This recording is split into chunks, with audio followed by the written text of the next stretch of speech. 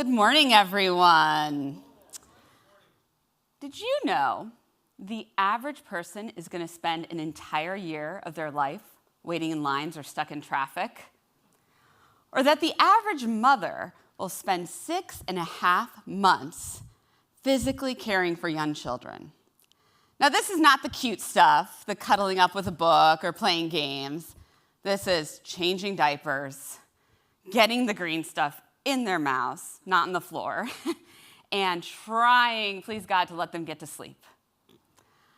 It's no wonder that mothers report the lowest levels of momentary satisfaction during this physical caregiving. It's tedious, and it always seems to take longer than you would wish.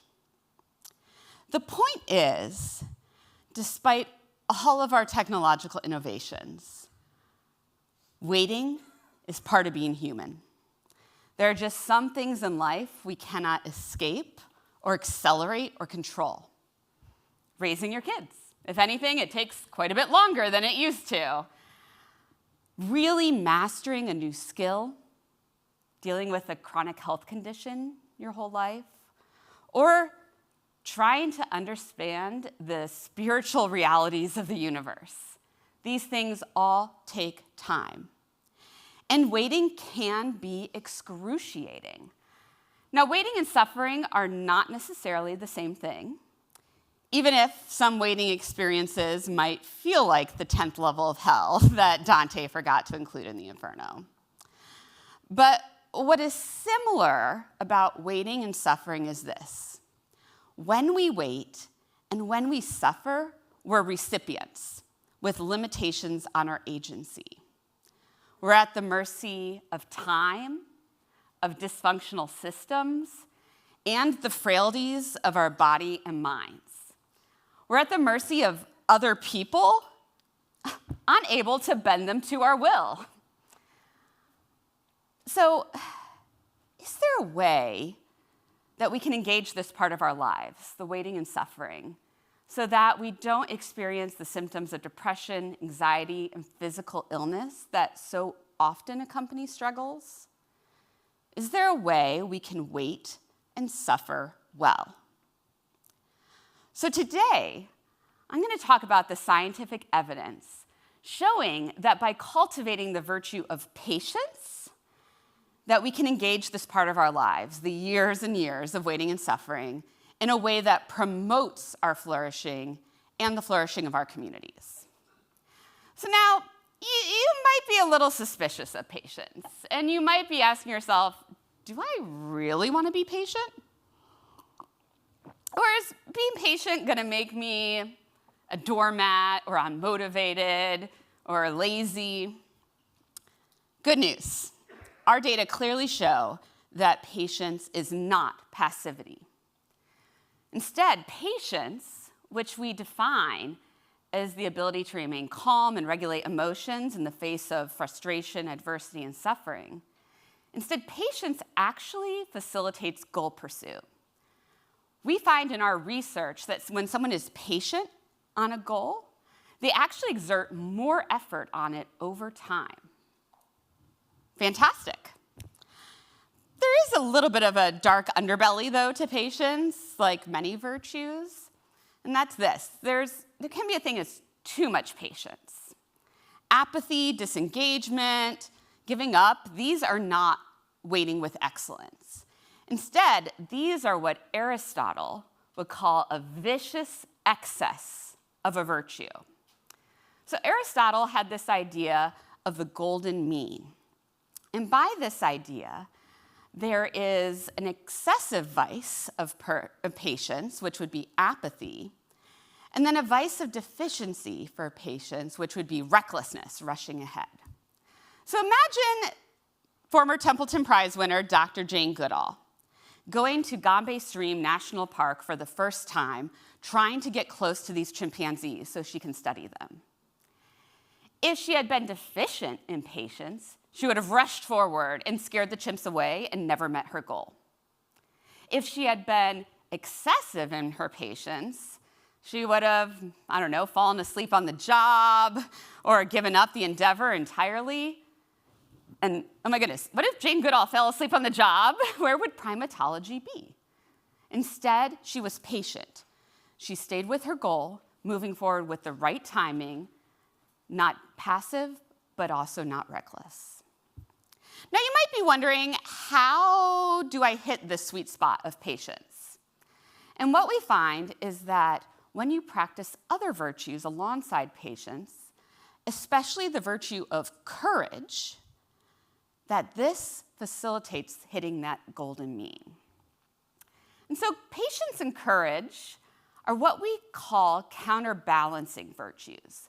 And so by this, it means that the vice of excess for one of them is the vice of deficiency for the other.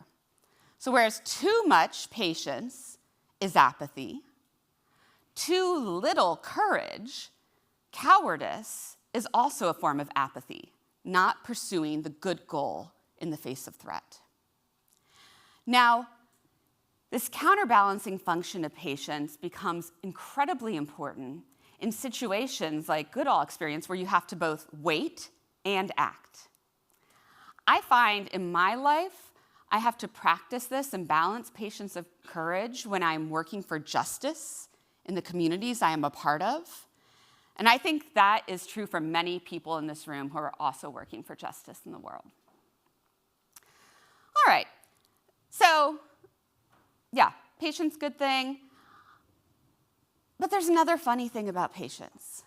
We really want other people to be patient with us, but rarely do we want to practice it ourselves, yeah? And I remember growing up in a religious community, and we would often joke, but also be half serious, and we'd say, never pray for patience. Because if you pray for patience, God's going to send you suffering, and your life's going to be miserable. Maybe some of you have heard this too. Is this the case? Does being patient make us miserable? Despite our fears, patience does not make us miserable. In fact, we find that patience protects against mental illness symptoms. So, rather than a minor form of despair disguised as a virtue, which is what Ambrose Bierce calls patience in the Devil's Dictionary, I argue patience is a virtue that protects against despair and leads to flourishing. All right, maybe I've started to convince you might want to grow in your patience. So then the real question is, how? How do I do this? I've got good news and I've got bad news. Bad news, there are no 3 easy steps to becoming more patient. Shocker of shocks, growing in patience takes time. The good news is that our research shows we can indeed cultivate patience with intentional practice. Just as you can become more excellent in playing a musical instrument or hitting a ball, you can become more excellent in waiting and suffering well if you practice, have good technique, and coaching. Now, psychologists have a plethora of evidence-based interventions for strategies to cultivate good emotion regulation. But what's a little bit different about patience is that you need to understand the bigger purpose of your life. If I'm going to wait and I'm going to suffer, I need to know why. Why is it worth it? What's the story I can tell that makes sense of this meaning and suffering that helps me to continue forward? What we show in our studies is that when people activate their spiritual meaning system, that this is really potent for cultivating patience. So for example, in a study with adolescents and young adults training for half and full marathons with World Vision, a philanthropic running team, Team World Vision that they have, we found that when the teens imbued their training exercises, the miles and miles of hitting the pavement, the pain in their muscles that they suffered, when they imbued this with spiritual or pro-social meaning, the pro-social purpose of helping people who need clean water access, they actually grew in their patience over time. Or similarly, we studied Muslim American adolescents and pinged them multiple times a day to see how they were practicing their patience. And what we found is that the Muslim youth actually grew in patience during the holy month of Ramadan. So during Ramadan, and even more exciting, they maintained, not all, but some of these gains in patience even a month after Ramadan was over.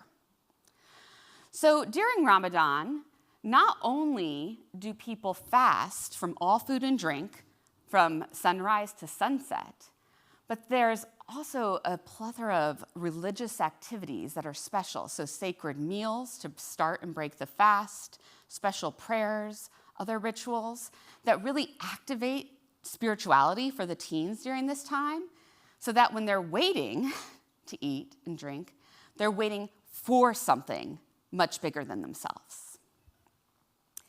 So, what is it in your life that is challenging you today that might provide the opportunity for you to cultivate your own patience? And can you identify a beyond the self purpose that will bring meaning to your waiting and suffering? My hope for you is that you can grow in your purpose and your patience on your path to flourishing.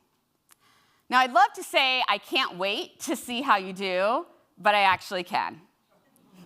Thank you.